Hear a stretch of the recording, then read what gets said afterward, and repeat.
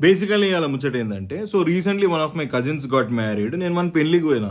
అయితే ఒక దూరపు చుట్టం ఒక ఆయన అంకుల్ వచ్చి నన్ను అడుగుతుండు, "ఓ అవినాష్ నువ్వు పెళ్లి చేసుకోవా" అంటుండు. ఎందుకు అంకుల్ అంటే, పెళ్లిళ్ళ సీజన్ నడుస్తుంది కదా, పెళ్లి చేసుకోవా అంటుండు. హార్ట్ అటాక్ల సీజన్ కూడా నడుస్తుంది. సావు నువ్వు నీ అవ్వ. గుండెపోటు రాకపోతే ఎప్పుడు గుద్ది సంపుతా గుండు సాలే. నీకెందుకు రా అబ్బాయి? మా పేరెంట్స్ లేరా చూసుకోనికనే? రోడ్డు మీద చేతబడి తీసుకొచ్చే కొబ్బరికాయ నెత్తి వాళ్ళ కుచ్చుబీ మెన్లకు అర్థం కాదు. నువ్వు రిటైర్ అయినావు కదా, చక్కగా ఇంట్లో పోయి ఆ నవార్ మంచంలో కూర్చొని కాళ్ళు ఒప్పుకుంటే ఇట్లా పేపర్ చదువుకో.